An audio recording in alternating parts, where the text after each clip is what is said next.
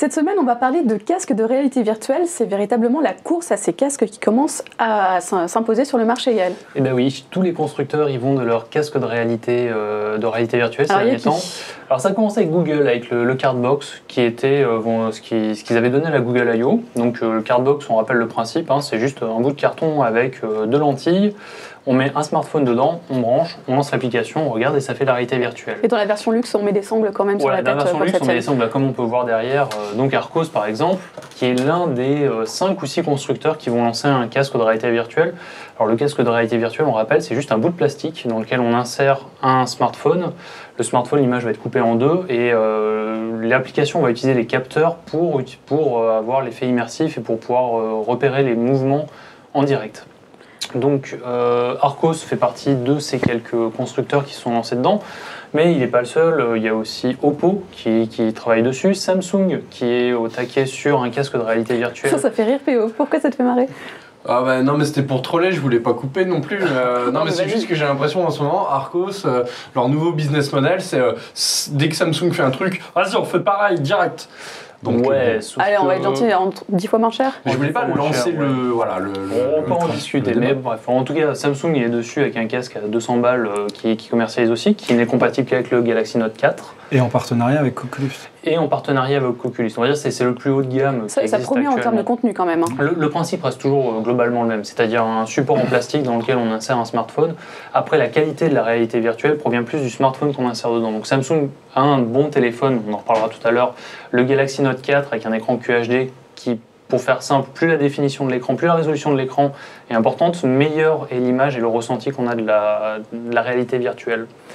Donc voilà, donc tout le monde y va de son casque. Omido, je crois, qui était derrière. Et Google se lance aussi dans la réalité virtuelle puisqu'il vient d'investir 542 millions de dollars dans une petite entreprise qui s'appelle Magic Leap. Une entreprise qui était pratiquement inconnue, qui est inconnue du grand public et très peu connue du monde professionnel de manière générale. Magic Leap, donc, qui est un concurrent de Oculus Rift, duquel on ne sait pratiquement rien. On sait qu'ils vont faire de la réalité virtuelle. Cette réalité virtuelle, on sait qu'elle va prendre la forme de statues en 3D. On ne sait pas encore très bien comment, ni à quoi ça ressemble. Tous les gens qui l'ont vu ont été apparemment ébouriffés par la technologie. Ils sont sortis vraiment impressionnés. Si Google a mis un demi-milliard dedans, c'est qu'il doit y avoir quelque chose derrière. Baptiste, est-ce que tu y crois ? Je sais pas, mais en tout cas, il y a véritablement une course à l'armement. Donc, ce qui est sûr, c'est que les grands de la Silicon Valley ont trouvé leur Eldorado, ou peut-être leur future mine d'or, à voir. Après, la réalité virtuelle, c'est encore loin d'être quelque chose qui passionne au-delà des quelques fans qui peuvent essayer. Il y a plein de problèmes à régler encore. Ou ça, c'est pas évident non plus. Au bout de 5 minutes, on commence à se sentir un petit peu nauséeux. C'est pas toujours, toujours très pratique. Les jeux vont demander à être adaptés. Et au-delà du jeu et de quelques expériences amusantes, est-ce qu'il y a vraiment quelque chose à faire dessus ? Est-ce que c'est le futur de l'information contextuelle avec quelque chose entre les Google Glass et la réalité virtuelle? Il y a des grandes questions comme ça qui sont pas du tout résolues. On a encore du temps devant nous avant d'avoir la réponse à cette question.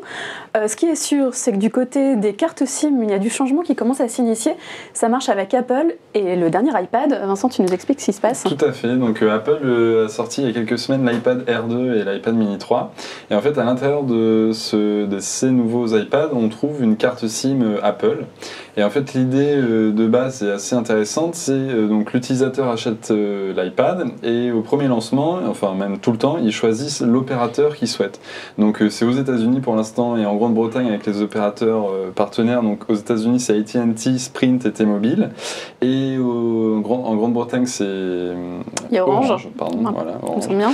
Et du coup, ça permet à l'utilisateur de changer, s'il veut, au cours du mois, d'opérateur pour son forfait data avec l'iPad.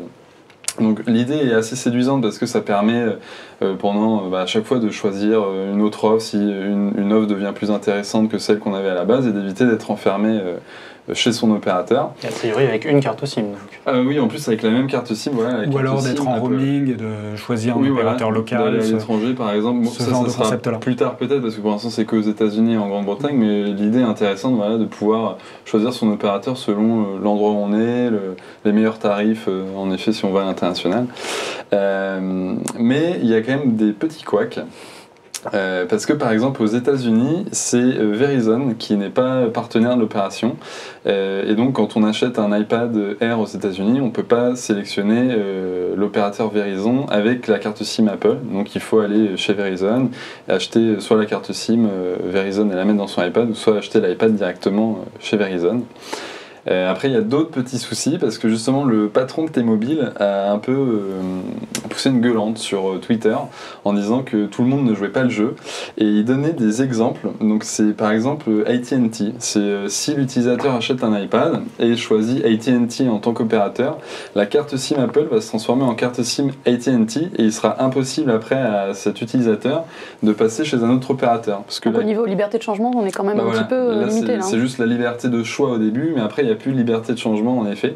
Et pire, c'est que si jamais l'utilisateur au début il choisit Sprint par exemple, et ben il ne pourra pas venir chez AT&T. C'est le seul qui refuse ça en fait. S'il choisit Sprint, il pourra après aller chez T-Mobile, mais il ne pourra pas aller chez AT&T. Donc AT&T on le choisit dès le départ ou pas. Non, l'impression qu'on a, c'est vraiment que tout le monde ne veut pas jouer le jeu et malgré les accords, on n'est pas encore au point de pouvoir changer quand on veut d'opérateur, du moins aux États-Unis. Les opérateurs finalement ont aucun intérêt à jouer le jeu en fait. Ça va permettre probablement à certaines populations de changer plus rapidement d'opérateur, et surtout la carte SIM est quand même un élément particulièrement important. La carte SIM et tout ce qui va avec. Il faut savoir qu'aujourd'hui la carte SIM c'est quand même encore un espèce de coffre-fort numérique qui est logé au sein de notre smartphone, qui sert à encoder un certain nombre de choses, à encrypter certaines informations. Notamment. Et donc cet élément de sécurité, les opérateurs ont très envie de la maîtriser pour le futur, parce que la carte SIM, avec cet élément de sécurité, permet aussi de faire du paiement mobile et ce genre de choses. Donc il y a vraiment une bataille entre les opérateurs et les constructeurs, et Apple étant le leader là-dessus. Il va y avoir vraiment une bataille entre qui va maîtriser la sécurité dans les smartphones. Ouais, ils sont pas leaders, et d'ailleurs il y a quand même des chances qu'ils se tôlent là-dessus. Ils sont pas leaders sur... Leader au sens fer de lance, c'est le premier auquel vont s'affronter les opérateurs qui veulent rester maîtres chez eux. Et potentiellement le dernier. Enfin, ils sont pas franchement... Apple est en train de perdre la bataille là pour le coup avec les opérateurs. En tout cas, ça ressemble à un faux départ. Il n'est pas dit non plus que ça ne continue pas en V2 faut aussi rappeler plus efficace. Effectivement, ça ressemble à un faux départ. Ça ressemble aussi au deuxième faux départ. Il faut revenir en 2010. Il faut rappeler qu'en 2010, Apple avait déjà essayé de proposer l'idée d'une carte SIM virtuelle ou d'une carte SIM intégrée et soudée aux cartes mères, et qui serait, elle, polymorphe. Je peux mettre n'importe quel forfait dessus. D'ailleurs, c'était un partenariat avec Gemalto. Et là, récemment, quand Apple a annoncé l'iPad Air 2, l'action de Gemalto a complètement chuté. Et en fait, on a appris récemment que le fournisseur, parce qu'il y a toujours une carte SIM, c'est pas intégré à l'iPad, et donc c'est le concurrent de Gemalto qui a fourni la carte SIM. Mais Gemalto se dit capable techniquement de fournir ce genre de carte SIM, c'est une carte SIM totalement normale. Oui. Voilà. Donc il pourrait. C'est ça. Bon, on va continuer sur quelque chose d'un peu moins opérateur et de beaucoup plus technique, puisque PCMark, donc c'est un outil de bench que l'on trouvera sur les PC, arrive sur Android. Alors ça sert à quoi ? Alors PCMark, en effet, c'est un outil de bench, donc de mesure des performances, à l'image de AnTuTu par exemple, qu'on connaît très bien dans l'univers Android. Et qu'on cite souvent dans les tests Android. C'est un bon benchmark, et ça permet de classer les téléphones selon leur puissance. Ça donne un indice de performance en effet pour classer les terminaux selon leur puissance. Et donc PCMark en fait nous vient de l'univers PC, comme son nom l'indique, qui existe depuis de nombreuses années. Et en fait c'est plutôt un benchmark applicatif que synthétique. Donc en fait la différence entre les deux, c'est qu'un benchmark applicatif va tenter de mesurer les performances dans des usages pratiques. C'est par exemple PCMark qui va vous faire défiler une page web qui est stockée en local dans le terminal, mais on va voir pendant que le benchmark se passe un utilisateur qui va scroller sur la page web, qui va ouvrir une image, l'image, qui va zoomer, qui va la cropper, voilà. qui fait une tas de tests en fait. Qui fait un tas de tests, oui, parce qu'il n'y a pas que le web, il y a aussi donc lecture vidéo, mais aussi édition de photos et bureautique également. Il y a du copier-coller de texte, du rajout d'images dans des documents, documents texte. Et donc l'intérêt en fait, c'est d'avoir un indice de performance qui se rapproche le plus de la réalité de l'expérience utilisateur. Parce que des benchmarks comme AnTuTu, c'est des benchmarks donc qu'on dit synthétiques, parce qu'ils s'attachent beaucoup aux performances brutes, par exemple donc du processeur, de la mémoire vive, des périphériques de stockage, et ils donnent vraiment des performances brutes, mais après il peut y avoir des petits ralentissements à cause de l'interface constructeur ou de tout un tas de choses qui ne sont pas pris en compte par ces benchmarks synthétiques.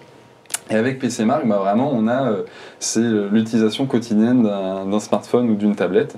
Et donc, on commence déjà à l'utiliser dans nos tests Frandroid, et ça va permettre d'avoir des indices de performance qui se rapprochent de plus en plus de la réalité, parce que certains pensent qu'AnTuTu, parfois c'est un peu, et d'ailleurs juste le titre, parfois on a un terminal qui va avoir plus de points sur AnTuTu, mais qui dans la pratique sera moins fluide qu'un autre. Pas mal d'exemples chez Samsung, il y a des youtubeurs qui font des tests, qui font ce genre de tests, mais au doigt, donc manuellement. Et c'est vrai que les téléphones de Samsung en général sont pas mal plus lents que la moyenne, alors à score égal pour sans parler des constructeurs qui trichaient avec AnTuTu, que ce soit HTC ou Samsung ou tous, oui, absolument tous. Et d'ailleurs, il y a eu quelques scandales sur ce sujet. Plus de mal à tricher avec PCMark, parce que donc PCMark c'est édité par FutureMark, la société qui fait également 3DMark, le logiciel de benchmark graphique, qui en fait n'hésite pas à épingler quand ils remarquent des terminaux qui trichent. C'était eux qui avaient mis en avant ce problème l'an dernier, il me semble. C'est ça, ouais. Notamment il y avait HTC et Samsung, je crois, je me souviens plus.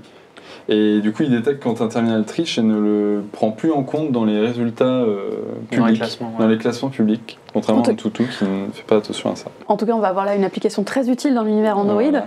Il y a pas qu'elle qui est sortie cette semaine, il y a également Inbox. Et là, je me tourne vers toi, PO, puisque tu fais partie des gens qui ont eu une invitation très rapidement pour cette application d'email éditée par Google.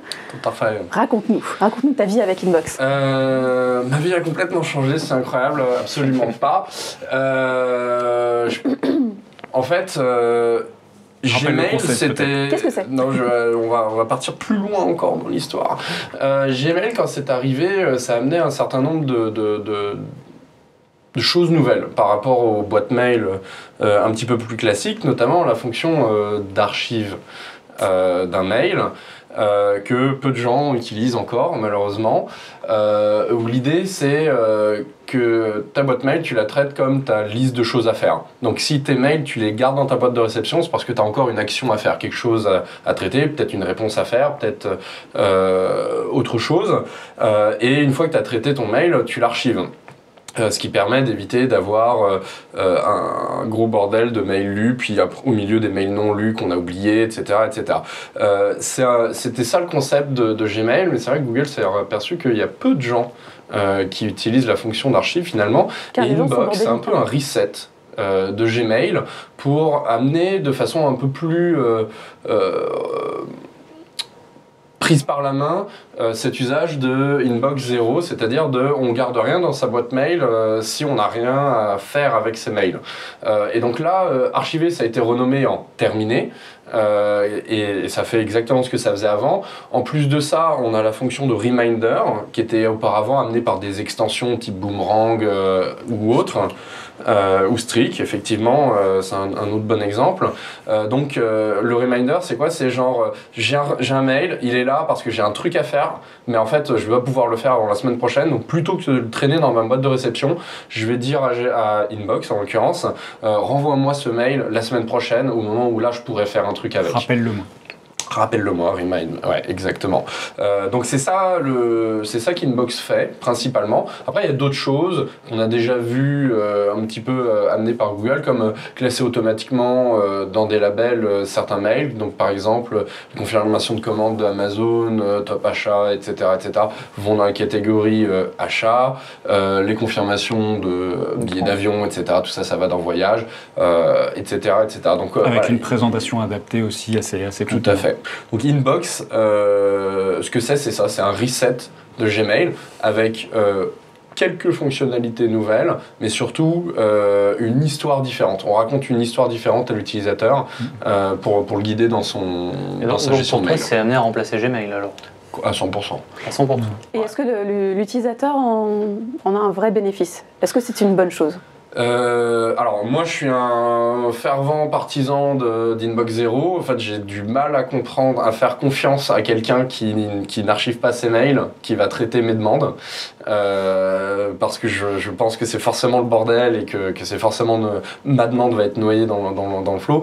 Donc clairement oui, je pense que c'est une bonne chose de raconter une histoire un petit peu différente où on prend un petit peu plus l'utilisateur par la main pour l'aider à classer ses mails.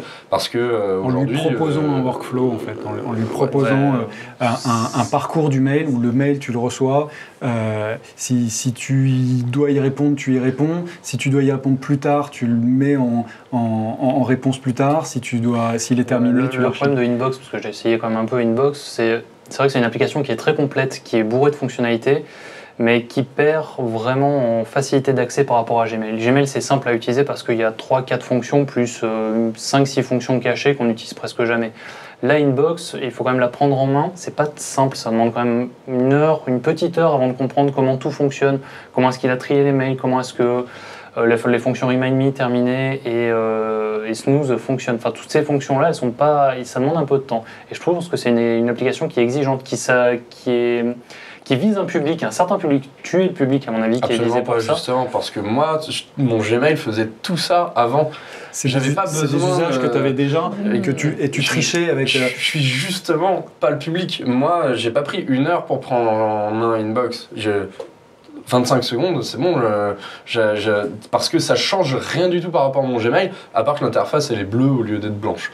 Mais donc justement, je suis pas du tout le public. Le public, c'est les gens qui effectivement vont peut-être prendre 1 heure à prendre en main ce nouveau service par rapport à aller activer une extension, etc., etc. dans Gmail. Et qui vont devenir plus facilement des power users de leur mail en fait. Ouais, mais faut la volonté avant tout quoi.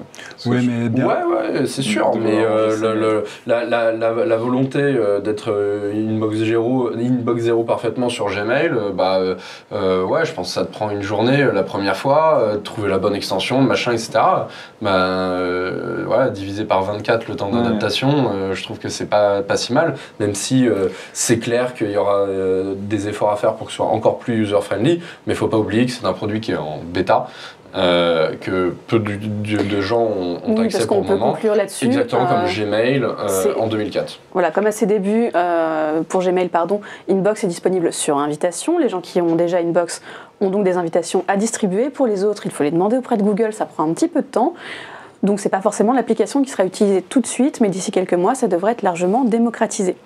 Voilà pour l'actualité de la semaine.